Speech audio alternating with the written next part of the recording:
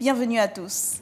Dynamisation des marchés, une révolution en marche, c'était le thème de la 4e édition de l'Africa Capital Market Forum qui s'est tenue à Libreville, au Gabon, du 4 au 6 mai dernier. Une rencontre organisée par One Africa Forum en partenariat avec la Commission de surveillance du marché financier de l'Afrique centrale, COSUMAF. Alors, qu'est-ce qu'on retient de cet événement? Nous allons le savoir dans quelques instants. Pourquoi ce rendez-vous est-il devenu incontournable? Quels sont les enjeux concrets pour nos économies et surtout, quelles perspectives offre-t-il aux acteurs du marché et aux États en quête de financement innovant?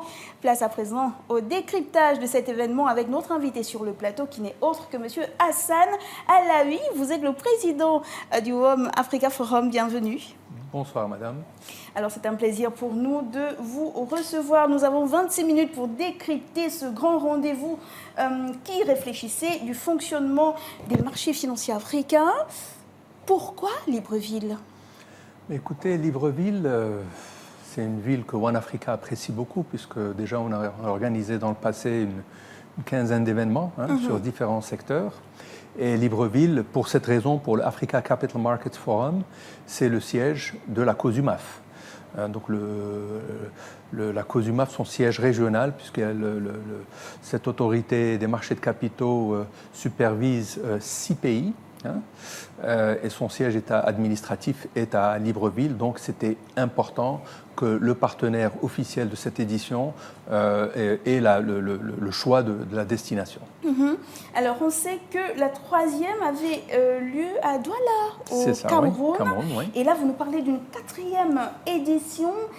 Une édition particulière, puisque j'ai énoncé la thématique il y a un instant, dynamisation des marchés, une révolution en marche. Pourquoi cette rencontre en ce moment particulier du vécu de l'économie africaine? Alors, particulièrement ce moment, donc la présidente de la COSUMAF est une dame très dynamique que j'ai rencontrée dernièrement, il y a près d'1 an. Et on a échangé beaucoup sur le potentiel de développement des marchés africains. Vous savez qu'il y a la COSUMAF, il y a l'AMF UMOA pour l'Afrique de l'Ouest. Et donc on a échangé et elle m'a dit « Hassan, écoute, il faut que vous veniez à Libreville pour que nos marchés, les 6 pays de la région, puissent bénéficier des expériences d'autres pays africains, puisque nous, One Africa Forum, on a un regard sur 36 pays de l'Afrique francophone. Et donc c'est ce partage d'expérience qui va permettre à la COSUMAF un peu d'accélérer la tendance de modernisation et de développement de marché. Et il faut dire aussi qu'entre toutes les régions de l'Afrique francophone, il y en a essentiellement 3. On citerait le Maghreb peut-être, on citerait l'Afrique de l'Ouest et l'Afrique centrale. Il y a des dynamiques de développement des marchés de capitaux qui sont différents quand même. Et donc l'Afrique centrale a, je dirais, un petit retard à rattraper. Et à travers ces 2 jours de conférence, nous avons pu échanger sur des perspectives, des défis, le développement, les opportunités. Il y avait 250 participants en provenance de 22 pays africains.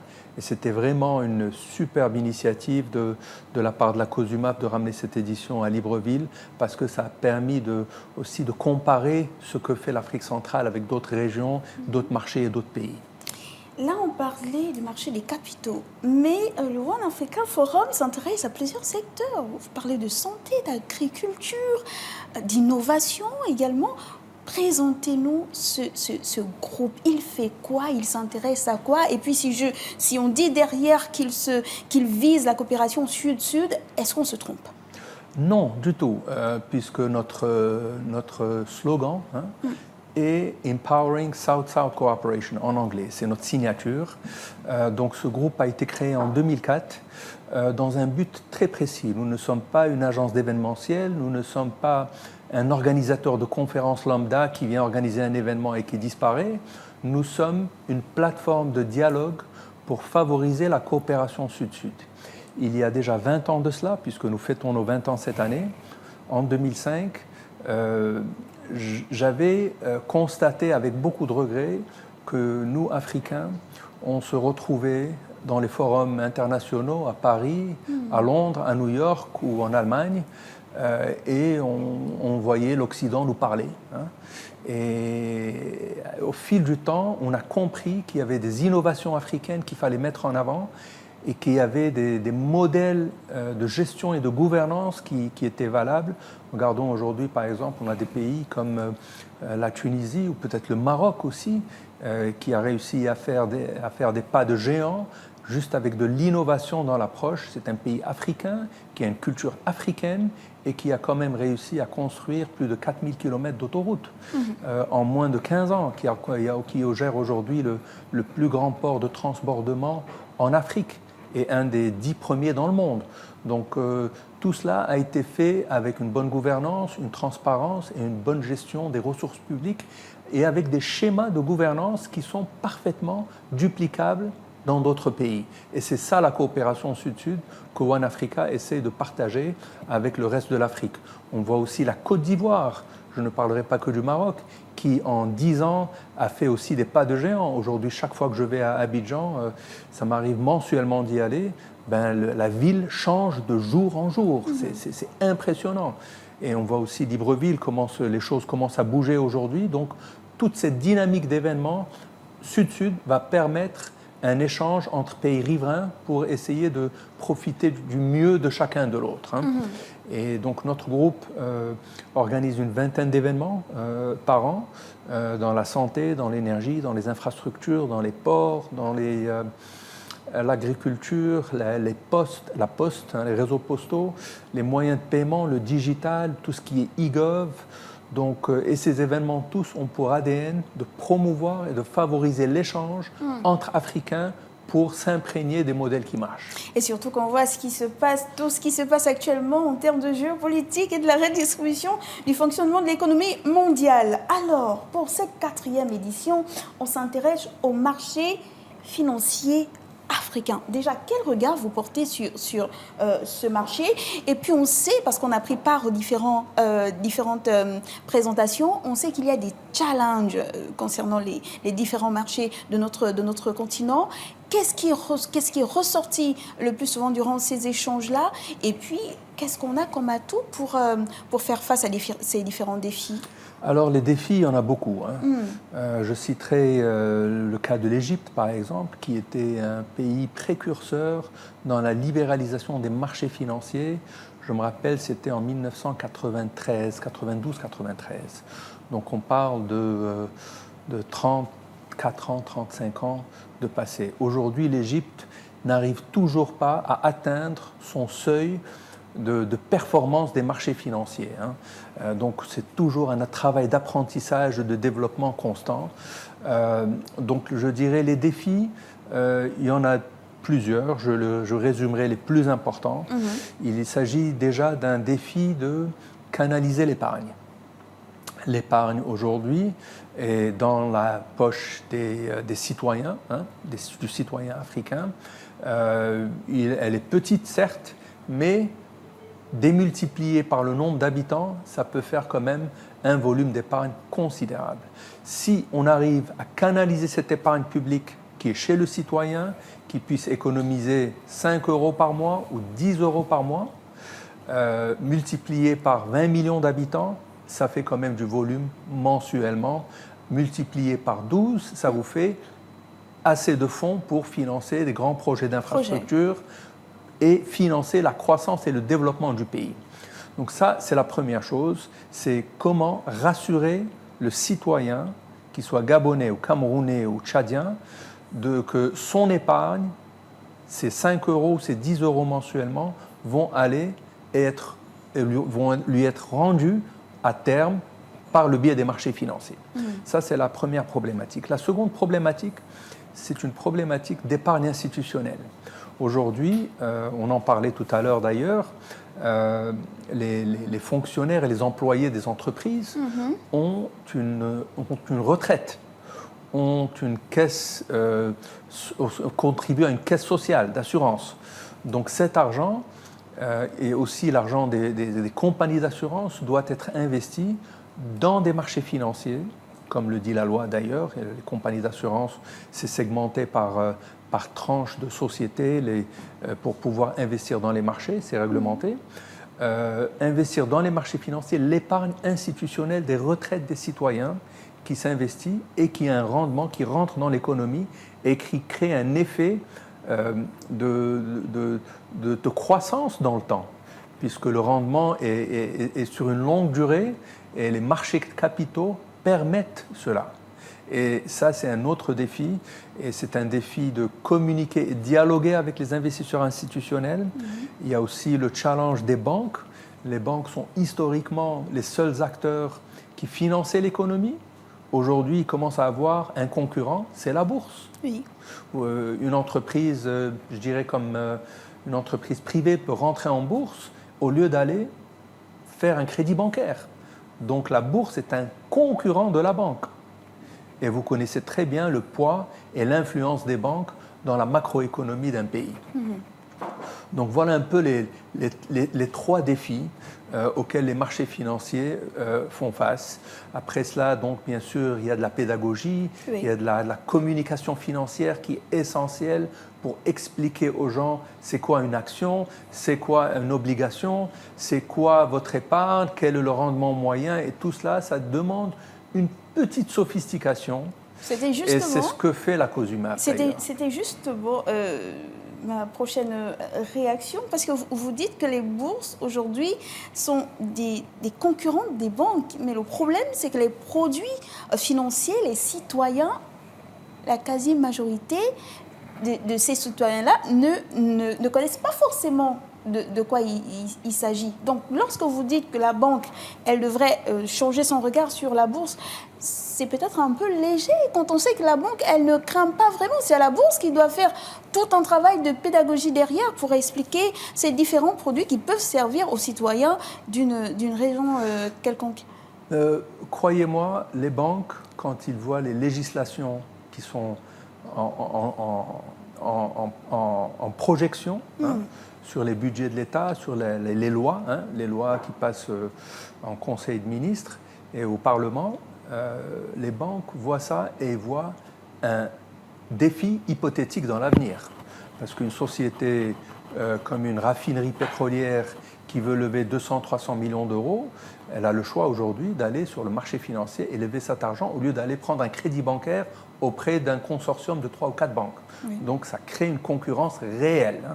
Le problème que vous avez soulevé sur la pédagogie et la sensibilisation est réelle. L'éducation financière. L'éducation financière est réelle, surtout dans des strates de la population qui n'ont pas encore de compte bancaire et qui doivent comprendre tout cela. Mais le succès d'une économie, et je reviens au cas du Maroc, tout à l'heure j'en ai parlé, c'est de pouvoir améliorer le taux d'épargne. Et quand je dis taux d'épargne, je ne dis pas épargner de l'argent, économiser, je dis placer dans l'argent dans une banque et placer son argent. Donc le taux de bancarisation au Maroc, il y a 25 ans, était autour de, je dirais, 25-27%. Il est aujourd'hui autour de 70%. Donc partir de l'épargne à l'investissement ? Absolument, exactement. Une fois que vous mettez votre argent dans un compte bancaire, vous êtes plus ouvert à commencer à le placer dans différents schémas et différents canaux. Et donc, de nombreux challenges. Il y a la question de l'inclusion financière aussi et celle de la digitalisation. Comment on fait face à ces deux problématiques-là ? On en a parlé longuement ce matin à la clôture de l'événement. Les fintech, qui est une industrie de la finance des technologies, c'est un peu des entreprises de nouvelle génération qui sont là pour disrupter l'ancien modèle financier de la banque. Aujourd'hui, alors que je vous parle, il y a une banque anglaise qui est en ligne, qui est en train de demander des licences dans 2 ou 3 pays africains. Elle vient avec un modèle complètement sans agence, sans rien du tout, et c'est juste une application. Et vous mettez l'argent, et c'est terminé. Et vous n'avez même pas une agence, il n'y a pas d'interface, d'interlocuteur. Et donc, les fintech, aujourd'hui, c'est le secret de tout ce qui est en train de se passer dans la bourse, dans les marchés de capitaux, dans la finance. et aussi dans l'assurance, hein, parce qu'il y a aussi des fintechs dédiés à l'assurance et au secteur de l'assurance. Et les régulateurs, autant la COSUMAF que l'AMF UMOA ce matin, et il y avait même une dame du régulateur ougandais qui était parfaitement alerte à cette problématique des fintechs et des sociétés technologiques. L'inclusion financière. Pendant ces jours d'échange, on a vu différents acteurs. La BVMAC, la COSUMAF, One Africa Forum, on ne vous compte plus, vous êtes organisateur. Il y avait des investisseurs aussi. Déjà, quel était l'objectif recherché en réunissant tous ces acteurs-là? Et puis, lorsqu'on parle d'inclusion financière, tout de suite, on se dit, mais il y a des échanges et dans la salle, on cherche les communautés. Ces communautés-là qu'on veut finalement convaincre dans les quartiers, dans les villes. Mais elles ne sont pas présentes. On a juste des techniciens qui sont en train d'échanger avec des propos assez techniques. Mais comment on fait pour aller expliquer finalement à ces populations qui sont restées au quartier que ce dont on a parlé durant ces 2 jours-là vous concerne? Est-ce que ce n'est pas là où devrait commencer l'inclusion financière? Alors, l'éducation financière, comme on la conçoit dans nos discours et dans nos échanges, c'est destiné à cette strate de la population, on est d'accord, ok? Maintenant, il y a plusieurs manières de les aborder. Ça, c'est à travers des caravanes régionales qui se font le week-end avec une éducation un peu ludique, hein, pour ne pas faire peur, hein, aux gens, parce que c'est cette crainte de donner son argent qui fait que je me rétracte et je...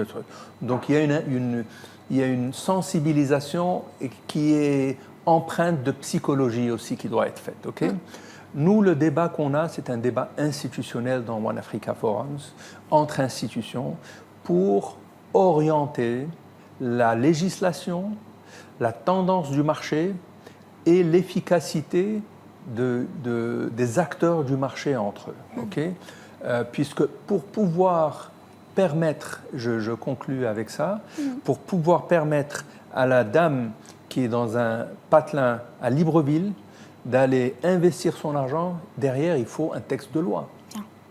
Ce texte de loi ne se travaille pas dans la campagne, il se travaille dans des conférences institutionnelles comme celles d'hier et d'avant-hier qui se sont tenues à Libreville, où les gens débattent entre dirigeants du secteur pour dire il nous faut une nouvelle loi pour permettre aux petits épargnants de placer 5 ou 10 euros. Et ça, c'est un texte de loi qui doit être fait et qui doit être réfléchi et pensé.